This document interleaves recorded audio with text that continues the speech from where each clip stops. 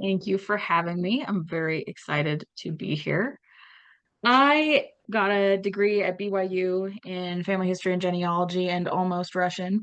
I took 4 semesters of it, and I took Russian because as I got into my genealogy, I discovered that I had a lot of Polish ancestry.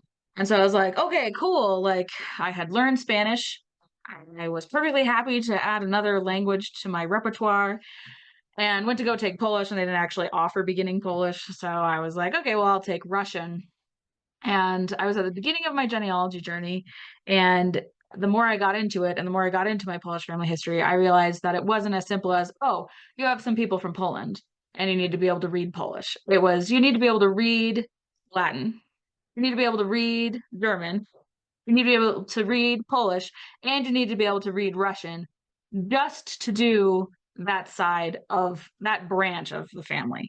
So I have, among other things, I've got my Polish, which includes two of the three partitions, and I've got Germans in the Austro-Hungarian Empire. I have Danish and Swedish. I have English. I have Old Kentucky. I have so many things. And so that was just to do my Polish line. And I was like, all right, well, that's cool. I can learn lots of languages. I can do that. But as I went through and took 4 semesters worth of Russian and started like doing Duolingo for Polish and things like that, I realized that there was actually very, very little overlap for what you needed to know to be able to read records and interpret them correctly in a foreign language for genealogy, and what you needed to know to be able to use language in a modern context. So, like I said, I took 4 semesters of Russian. That was 5 days a week for an hour every week for 2 years. And I would say that this is a very accurate Venn diagram for what was useful genealogically from the from the Russian classes I took. And this is true of almost any modern language learning tool or modern language learning context. It's focused on speaking. You need to be able to communicate with actual people who also speak. So the pronunciation is really important, and the oral recognition is really important. You need to know a lot of grammar so that you can speak correctly and be understandable.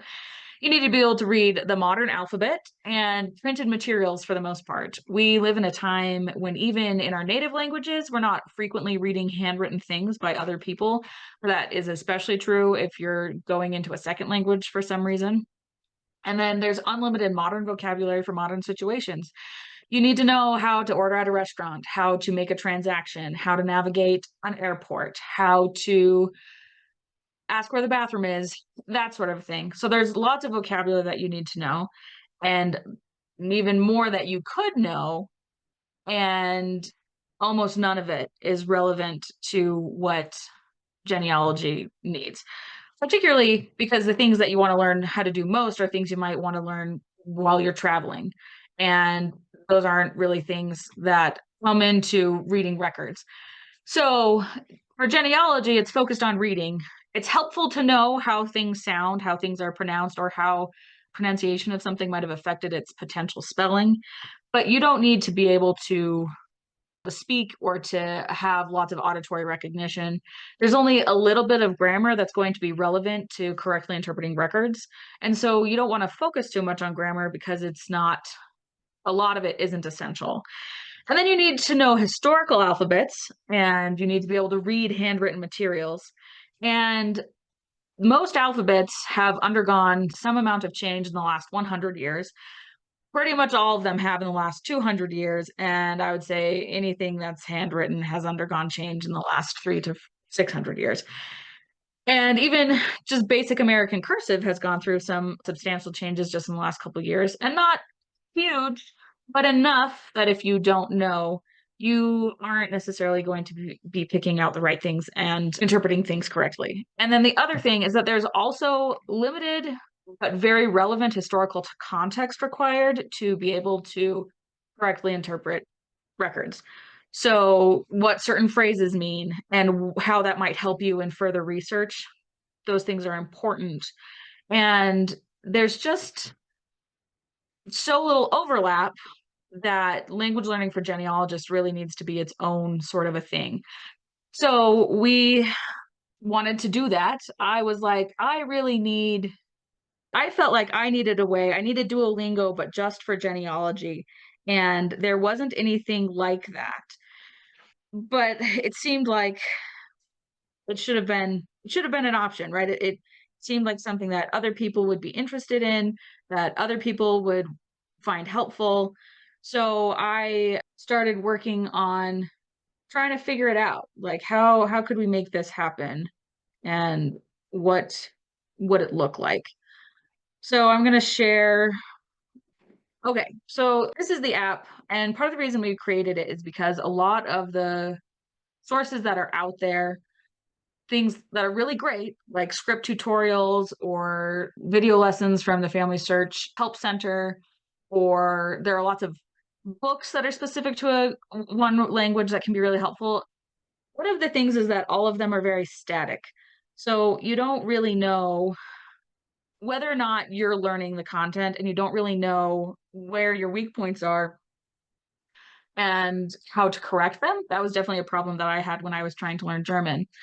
So I just want to walk through DecipherInk and how it touches on all of those different aspects, because that's one of the other things that I found is that so far language learning for genealogist sources are aimed at paleography and almost exclusively paleography, and not so much on vocabulary, not so much on context, and a lot of times it doesn't go deep enough or give enough practice. So that's sort of what we were hoping to fix. We're going to go here to the German course, and we have all these different modules. So we're going to start with module 1, and we would want you to go through these in order because they build on each other. So I'm just going to show you sort of what a lesson looks like, and they take 10 to 15, maybe 20 minutes if you're really trying to absorb everything. So we're not going to be able to get through a whole lesson. I just want to show you what parts of it look like. So for the German, we've grouped the Kurrent, which is the name of the cursive handwritten German that was in common use before about 1935 when it was changed to the Roman script. And we've grouped them by sort of the easiest to confuse. So these are all letters that have ascenders, so that they go from the baseline all the way up to the top line, or the same height as a capital letter. So these are the letters we're going to cover. Here's the letter. Here are some notes about how you might see it spelled differently and how that's not wrong. It's just how things were. And then here's some examples. This is reading information. And then we try really hard to go to the next page, and my tablet doesn't want us to. There we go. And then it wants you to practice picking out the B. So you have a reference to look at, and then you also have tiles to select. Okay, there's our B. We're very encouraging. So for some reason, the aspect changed. It should be okay. And you can scroll through to make sure you get to all sides. And you just go through and you make sure that you can recognize the B over and over. Oop, and over. And we also do handwriting ones. We also give you the transcription, and if there is one, a translation. And this is just to expose you extra to vocabulary so that you see it over and over again, even if we're not specifically focused on it right now. So I'm going to go back and show you the vocabulary section. So fundamentals is some vocabulary and some historical relevant information. So, for example, the Kaiser family part 1 is just words, and we give you what it looks like in perfect current, what it is transcribed, and then you get to learn more about it. So, you can't see over here, but it says man husband, and then it has notes on it. So, here's some more information. And as you progress through these story-like lessons, there's a man, and then there's der Mann, which is the man or husband, and it talks about the grammar associated with der that's going to help you understand and properly interpret records, and so on and so forth. And so we sort of want you to focus different on different aspects of it. So we hide some things so you focus on what is the most important, and then get additional context. And then there's also lots of important information aside from just vocabulary. So you can do lessons as many times as you want, because I know that it wouldn't get in my head the first time. And again, I'm not sure what happened to the ratio here, but this is all information about legitimacy and illegitimacy and why it's important to know. So, for example, legitimacy tells you that the parents were married before you were born, but it doesn't mean that your parents were married before a child was conceived. So, if a child was legitimate, you should look for a marriage before their birthday, not at least 9 months before their birthday, anytime before their birthday. So you can see how that's information that helps you in your research and make sure that you correctly interpret records. And there's, sorry, it really isn't very good, my tablet. So then there's more vocabulary that's related to these things. Throughout the lessons, there are also interactive exercises, and especially at the end, but I don't think you can see here, but there are 55 screens in this lesson, so we're not able to go through the whole thing. But it covers sets of vocabulary, it covers different things you need to know about occupations and statuses, things like that. So for example, occupations. Occupations today are vastly different than they were even 50 years ago, and they're very different from 200 years ago. You're not going to find most of the occupations from 200 years ago today. And you're certainly not going to find web developers or software engineers or influencers as occupations in 1850. So there's a lot of not just vocabulary, but historical vocabulary that's not really even in use anymore. And that can really affect your ability to just use normal sources, right? Normal translation tools sometimes don't work well enough because they don't have some of the archaic uses of words. So we have fundamentals, and then we also have, here's specific civil registration practice type things. I want to show you the time one, telling time. We're going to start it over. And again, we're also trying to tell you why you want to know something. Why do you need to know how to tell time for records? Well, because in civil registration records, they include the time. And whether or not you want to take abstracts and put that in your information somewhere, if you know that, oh, that line is the time and I don't care, you can skip it. It's the ability to recognize and move through something quickly instead of having to translate everything to make sure you're not missing something important. So, okay. So it goes through both handwritten and how you would see it in today's German. And then translation, so you can try and figure it out first. All right. So then there's also practice. And I think this was one of my biggest things right down here. There's a whole different section dedicated to practice, which I don't know why you can't see it. I wonder if I made it smaller. There's a whole section dedicated to practice. And for me, I would look at a record and I'd figure it out and I'd get it pretty good. And then I wouldn't look at another record for a week. And that week was long enough, at least for me, for things to fall out of my head. And I'd be like, oh man, I know that word, but now I don't remember what it means. Is it this one or is it this one? And a lot of times I would get it wrong. And so this is a way to become familiar with the words without having to struggle so much, kind of. So we have current font ones, which are just perfect. So like it's all perfectly uniform and no one is handwriting it and messing it up. And that can be helpful because it gives you a concept of what the shape of the word is like.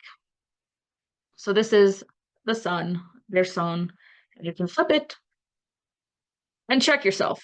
And you can do this with as many as you want. There are 55 words in this deck, and you can flip it. You can go back and forth, and they auto shuffle. So every time you come back, you're not starting with the same five. Like if you only get 10 minutes in and you got through 20 flashcards and then you go back out, you don't have to start over with the same 20 flashcards. It's just always going to shuffle for you. So then you get familiar with the shape of the words in perfect rent. And then you can also practice them in handwritten current, where we take actual examples from handwritten records.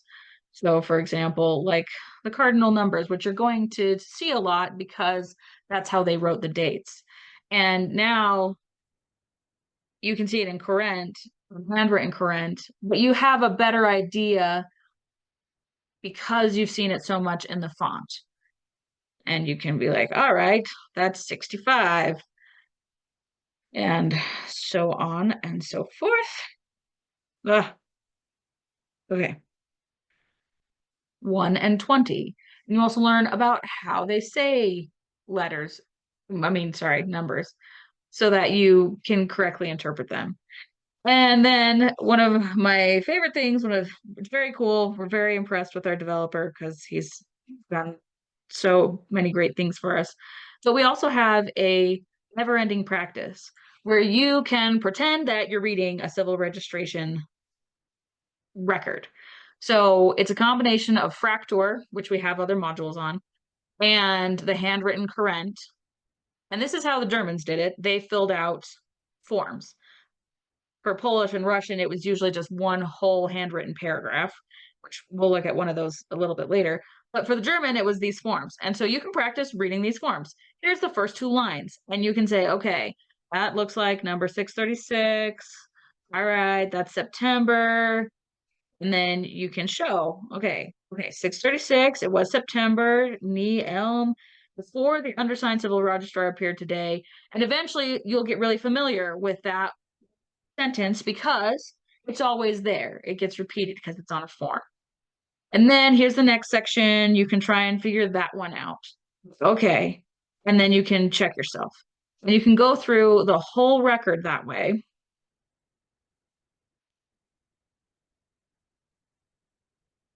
And then you can go on to the next one and you can practice again. So it's a way to practice knowing whether or not you're getting it right, which I think is really helpful because then you don't have to worry that you've misinterpreted a record or gotten something wrong. And so you can go through, there are 4 screens in this one, so four records. But if you go out and come back in, it will regenerate different dates, different names, different occupations, things like that, so that you can just do this endlessly with a variety of common German names.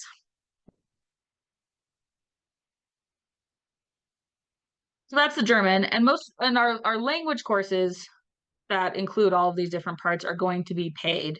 We also have a free American cursive handwriting course, which I did not press the right button. There we go. And I don't have my practice in yet. We'll be launching at Roots Tech, and we're not quite there yet. So it's good we've got another couple of weeks.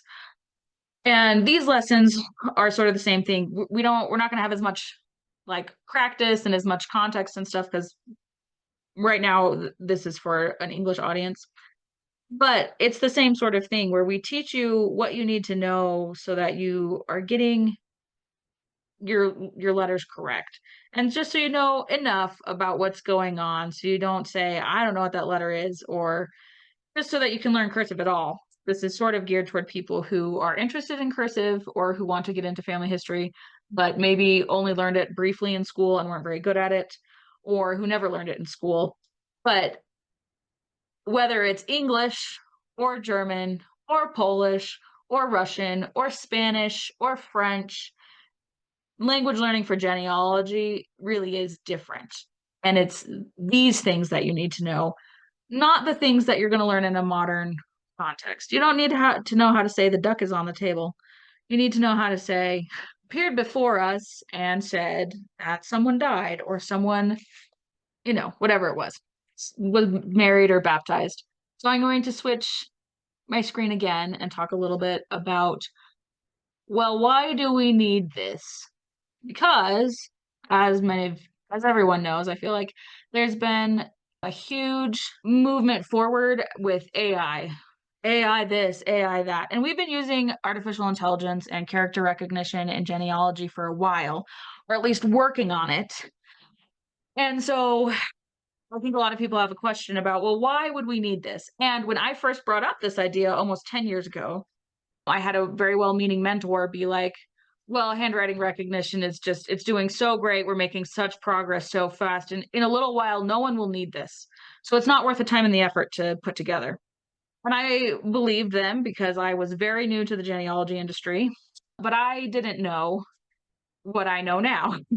And one of those things is that there's lots of records that are not indexed at all, that aren't on websites where they have the resources to do large data sets and develop handwriting recognition software.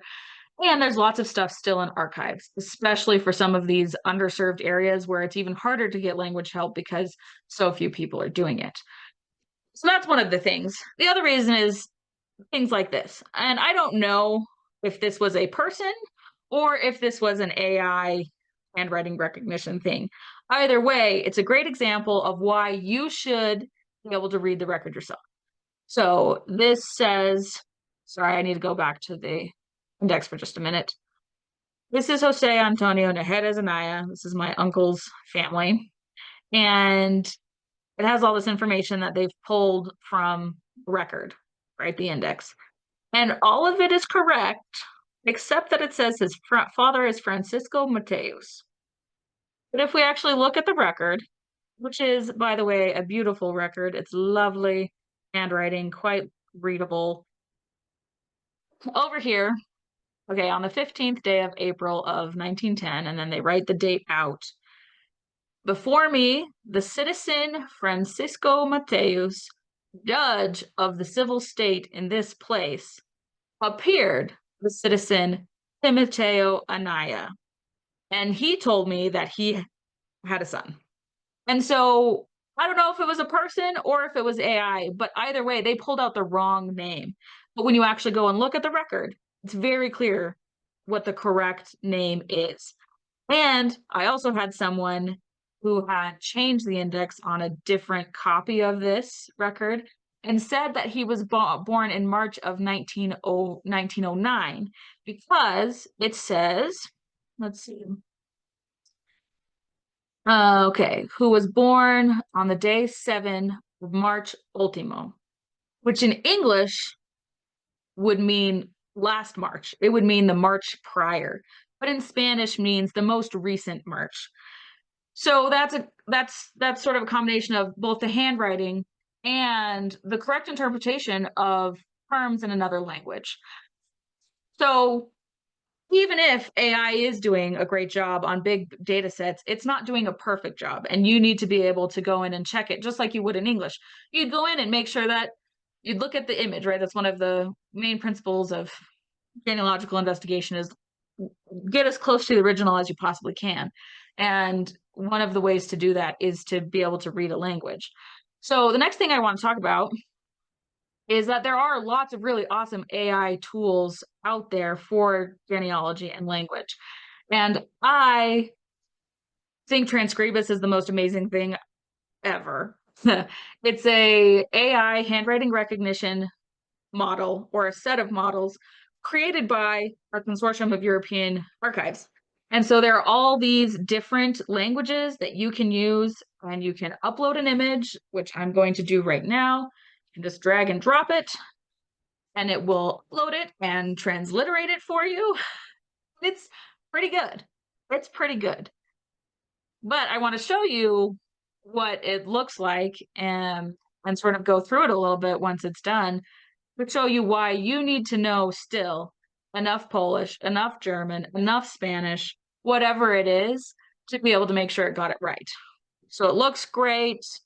Okay. It shows us this is the line that it was pulling from, so we can go and compare if we want. I'm going to copy it, I'm going to take it to Deep L, which is a pretty good translator, even with the archaic words. I'm going to paste it. And already we have a bunch of stuff where if we come over here, the end of the page, they just write a letter and then move on to the next word. And so we have to be able to put words back together. And this is a G. This is a capital G, but it transliterated it as a capital P. So we're going to want to change that.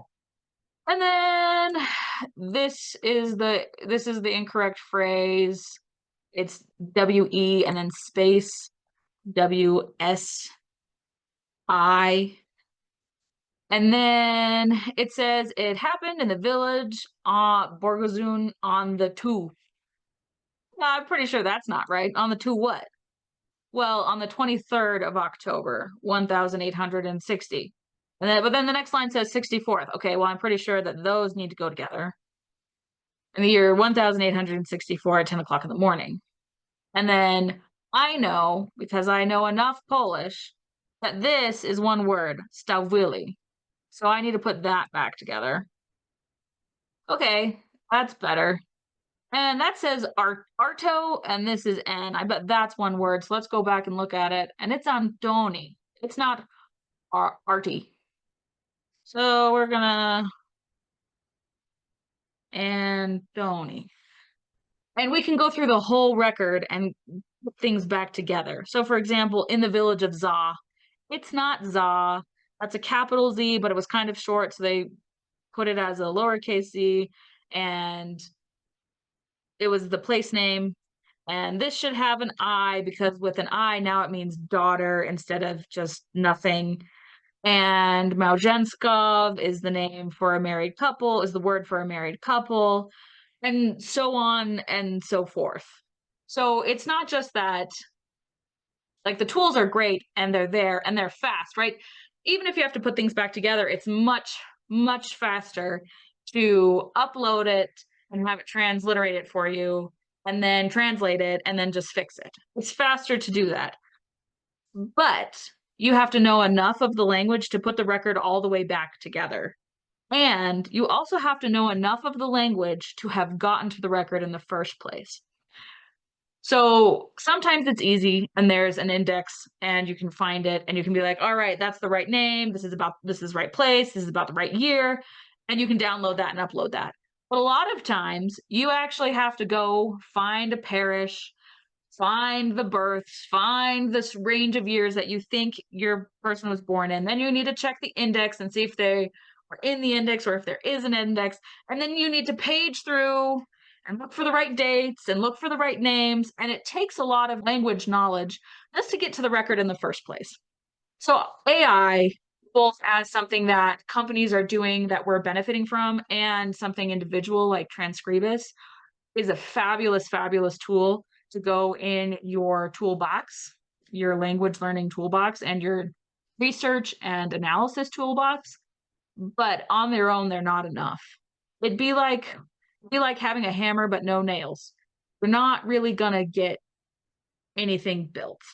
And it's the same way. So there's all these fabulous tools for AI, all these fabulous tools for genealogy, but it's still not enough.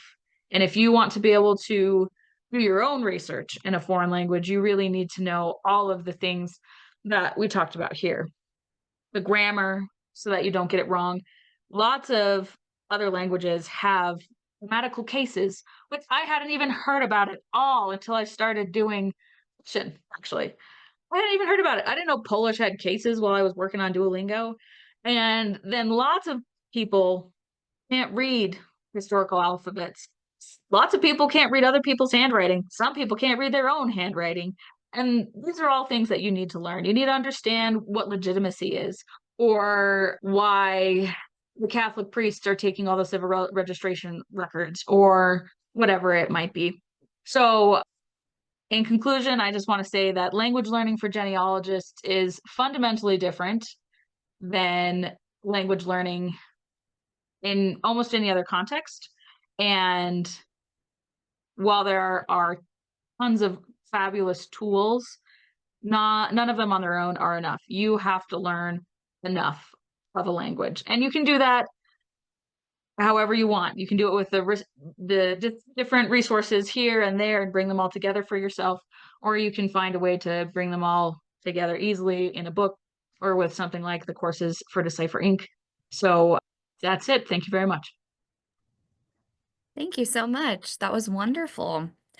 I think this was a lot of people's introduction to Decipher Inc. and the first time that they've seen it or heard about it. So I think there's been a lot of people kind of taking it all in, but we do have some questions. The first Awesome. one, is the app optimized for phones rather than tablets? What operating systems is the app for? So it is a mobile app, and we have an iOS app and an Android app for mobile. We do not right now have an iPad version. We don't have a web app version yet. After we launch and are getting some feedback and moving forward, we hope to add a web version, which will be usable on a larger tablet, like on an iPad. But smaller tablets will be just fine with the mobile version. And then we do kind of expect people to use it on their phones because it is sort of a thing that you can just pull out and do for 10 minutes or 20 minutes or 15 minutes while you're in the car or sitting around or whatever it is, right? So it's really pocket sized and on the go. And then eventually we hope to also add it to the web so that you can just sit at your desktop computer and work on it for as long as you want or whatever it might be. Awesome, thank you. Is this a free service? Someone was exploring the website and trying to figure out. Yes. So we just updated our pricing and we haven't launched yet. We're at Roots. We'll be launching the week of Roots Tech. And whether you're there or not, if you sign up on our newsletter, we will give you our discount codes for Roots Tech also. Will be 25% off. And I personally think our product is a lot, but the pricing is based sort of on comparable 20 to 30 hour course like SLIG or GRIP, where you would go to an institute and you'd be there all day, every day. It's a similar amount of content, but you just space it out how you want. And so we're a subscription service just like everything else under the sun, where you can do 1 month, or it's cheaper if you do 3 months, or it's cheaper if you do 6 months, kind of a thing. So, and that will be for like the German will be paid, and then other languages will be paid, but the American cursive handwriting course will be free. And so to know whether or not you're interested in using the app for a different language, just because it'll have the same sort of user experience, even though it won't have all the same content. Wonderful. And they can get that information by signing up for.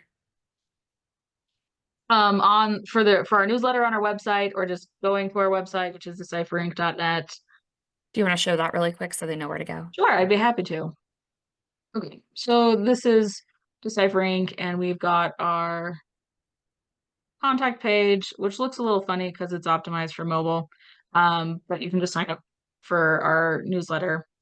And then if you have any questions or just want to talk to us, you can actually just email any of us directly. We're a very small business. So we're available, and it really is something that we hope people, it's the kind of thing I wish I had, and so I kind of assume other people would want it too.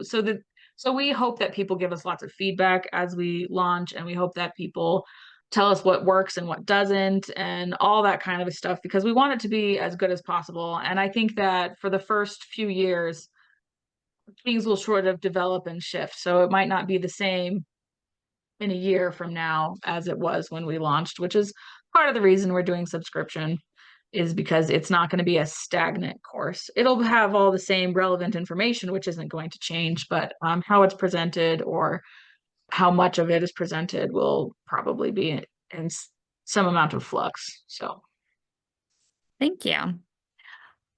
Okay, here's a question. Will you be putting out versions for Latin and Polish? If so, when? yes. So,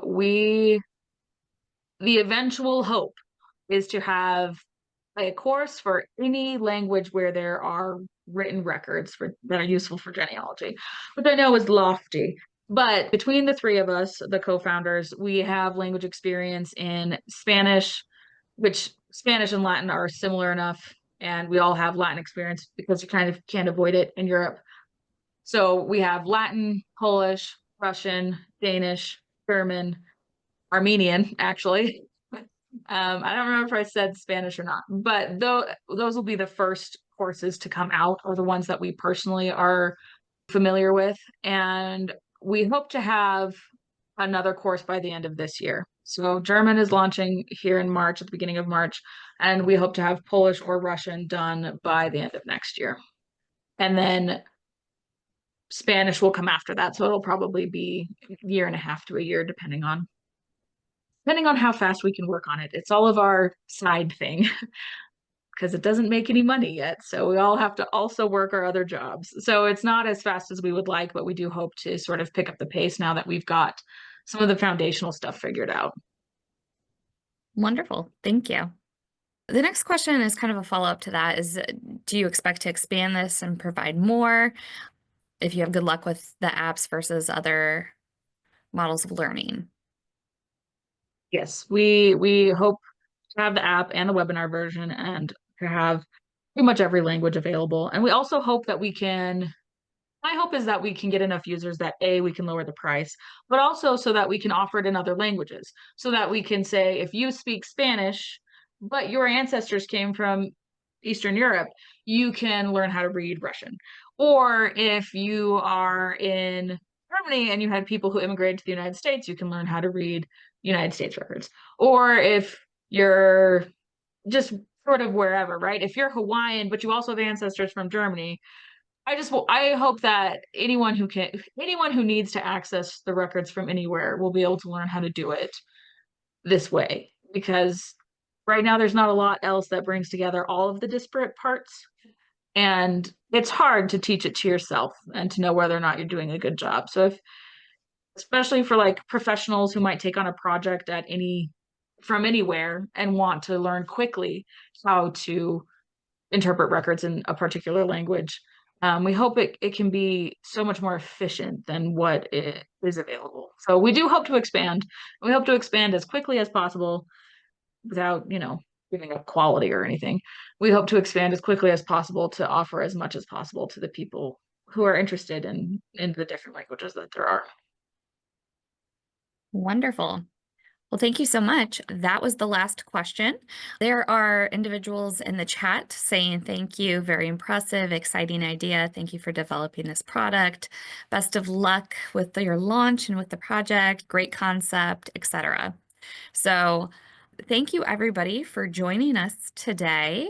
And thank you, Taieno, for joining us and explaining what this is and giving people a sneak peek. It's always fun to see something before it really launches and to know that you're on like the ground floor of it. So I think that we got to see something really special here today. So thank you very much for presenting that. And thank you very much for having me, and for all of you for listening.